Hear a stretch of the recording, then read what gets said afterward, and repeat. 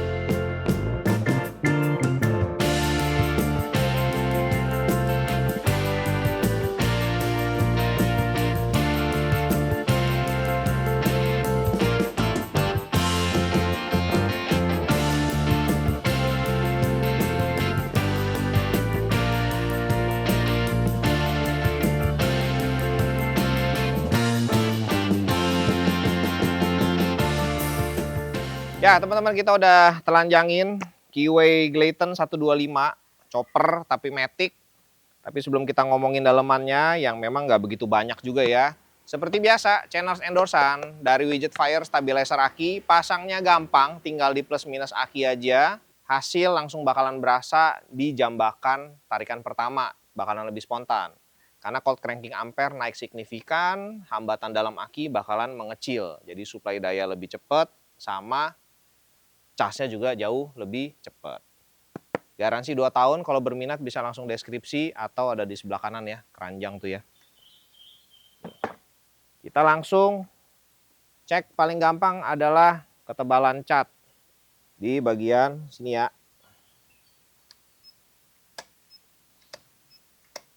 40, 41, 45, 2 digit. 40, 30 di bagian sini. Sama ya, rata nih. 40-an, 30-an. Di bagian sini coba. Sama juga, 40, 30-an. Bagaimana dengan bagian swing arm yang beda sendiri warnanya nih? Powder coating. Wih, 3 digit bos. Ini ketahuan tebel banget ya swing armnya nih. Jadi dia 3 digit kecil. 100 belasan, kadang 90-an. Jadi cukup tebal, paling enggak 2 kali tebelnya daripada rangka utamanya nih. Biasa ya kalau motor chopper cruiser begitu, bentang langsung ke belakang. Nih, tuh. Posisi bawah, ya, sampai belakang. Balik lagi nih. Nah, terus ada plat kiri kanan yang dilas sedikit-sedikit. Jadi nggak dilas habis semua. Ya, biar lebih fleksibel atau tidak terlalu kaku ya. Tuh, dikit-dikit las-lasannya cukup rapi ya. Walaupun memang nggak ada finishing yang dialusin gitu loh. Jadi ini cuman sedikit-sedikit aja nih dan tidak terlalu tebal juga. Oke, ada plat segala macam. Sama dia punya bolong-bolongan tempat dudukannya juga ada buat baut, cakep tuh. Ya. Langsung dilas di rangka utama. Ini langsung jadi 2 plug tubular dipencet tuh, berasa ya, teman-teman bisa lihat di sini.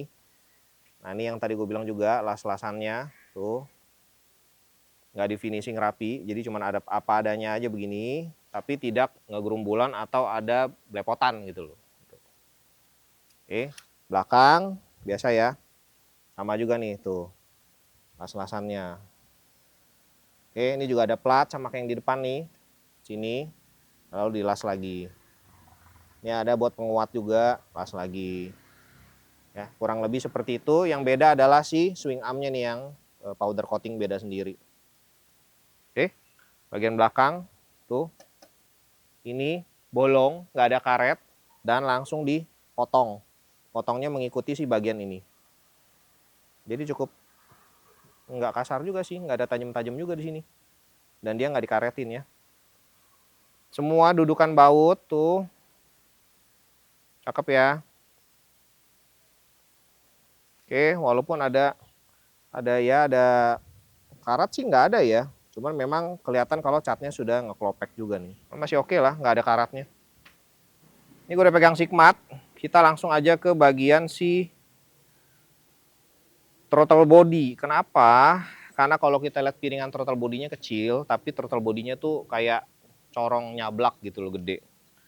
Penasaran aja sih ukurannya berapa. 33. Tapi dia punya piringannya tuh kecil di tengah gitu loh. Nggak nyampe 2 cm. Kan kalau posisi ininya sih gede loh. 30 lebih. Luar biasa ya. Dia lebih gede dia loh daripada si Fiction. Fiction aja tuh 28 turtle bodinya. ECU langsung kelihatan, aki, sekring, relay kiri, sama ini ada flasher, kabel body sebelah kiri. Nah, ini kabel bodinya, kabel-kabelnya wiringnya sebenarnya agak kurang oke ya, kurang rapi lah. Karena cuman di lakban biasa aja, nggak ada isolasi anti panas ataupun finishingnya lebih bagus gitu. Jadi cuman di lakban biasa aja. Nih kabel body, ngumpet juga di dalam langsung. Tuh ya. Nah, keluar. Sedikit braided di sini buat si kabel gas. Lalu coil di depan, klakson, nih langsung ke sini. Cop busi, businya Bosch. Dia punya throttle body. Sensornya sebelah kiri semuanya. Terus injektornya ada di depan nih. Sensor injektor juga satu. Ini ada apa ya ini ya? Masa sensor panas? Kayaknya nggak mungkin deh. Cuman kabel aja dia, terus dibaut gitu loh. Nah, ini kan ada sensor sini nih yang knalpot. Terus dia punya box filter di sini dan filternya mirip kayak Honda GL Pro lama ya. Sebelum dibuka, begitu buka sininya aja udah kelihatan, wah ini kayak bakalan sama kayak filter GL Pro nih, yang cuman kayak tabung tuh. Ya kan? Nah, ini besinya di dalam. Besi kawat penahannya. Velgnya ada kita. Tuh. Tinggal pakai mobil punya Suzuki Carry. Blok masuk nih, ukurannya sama nih. CVT besar. Cuman ini dia punya tengahnya nih kayak blok CVT yang dikasihin ruang lagi.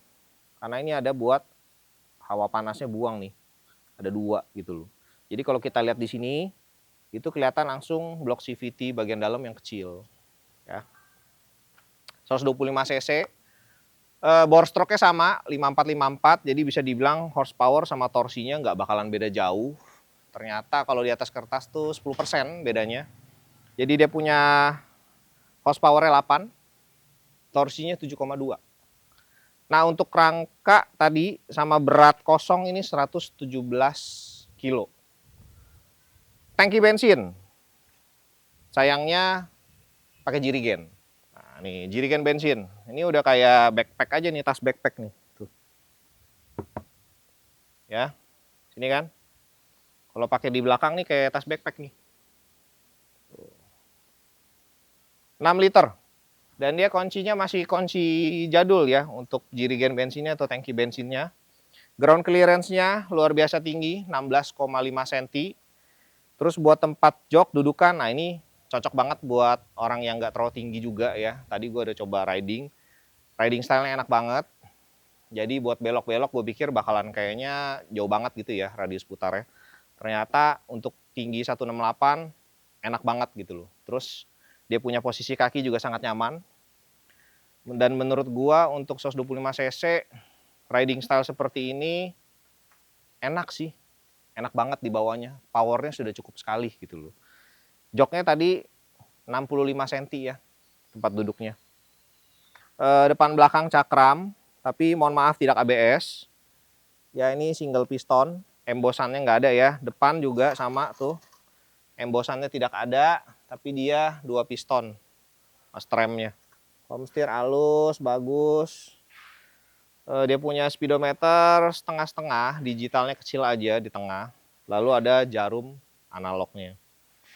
Nah yang bikin cantik atau cakep adalah nih tempat minyak rem yang sudah seperti variasi barang mahal nih. Transparan, bagus banget. Ya. Dinamo starter nih, tengah besar.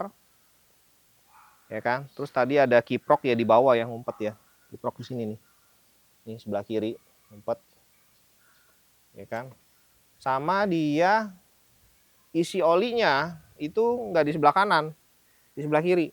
Menarik ya, karena kan ini kalau kanan biasanya motor kopling tuh, motor laki gitu kan, moped-moped gitu loh. Ini dia di sebelah kiri nih. Desain knalpot juga simple, minimalis. Ada bom-boman nih, katalitik di depan. Ya, cuman di bagian ini nih kayak patah banget nih di sininya. Jadi dari blok atas yang keluar exhaust ke dia punya knalpot exhaustnya ini di sini patah sekali nih. Kalau teman-teman nanti lihat di sini ya, tuh. Dia tuh jadi kayak enggak beloknya oke gitu loh. Patah di sini, ada lasan knalpotnya, baru lanjut nih. Besar, ini plat QW aja di paku rivet. Sama ini ada goyang dikit ya.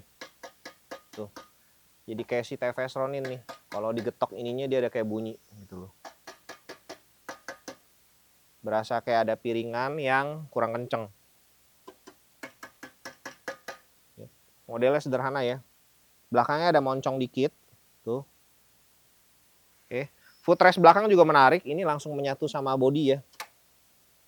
Nih, kalau ini nanti kan bodi kan, dia menyatu langsung. Ini dibuka baru kelihatan. Oke. Buat setelan maju mundur ban masih zaman jadul. Tuh. Showbreaker 2 kiri kanan dan mental-mentulnya enak banget. Sok depan juga teleskopik. Di bawah itu luar biasa asik sih. Sama sekali nggak ada kayak jeduk keras ataupun kayak nyakitin gitu ya di pantat. Luar biasa empuk, enak banget. Buat dibelokin juga mau direbahin juga asik banget ini motor. Pelek, oh pelek iya depan belakang beda. 17 sama 13. Dan ini tapak lebar belakang. Modelnya ya, wih galak ya. Depan belakang sama, cuman beda ukurannya aja. 17. Dia 80-90, ukuran 17. Belakang nih 13. Berapa tuh? 140-70. Tidak ada standar tengah, cuman standar samping. Nggak butuh juga lah ya standar tengah ya. Dan asiknya sih ya itu, blok mesinnya dilindungin sama si sasis, tengahnya juga ada. Ini di sini juga ada nih. Ya udahlah, udah dilindungin. Ground clearance juga tinggi, 16,5 cm. Mau apa lagi? Bodi plastiknya cukup lentur. Bagian depan juga desainnya ini kayak tutupan radiator, padahal nggak ada radiator. Dia berpendingin angin. Wih, airbender.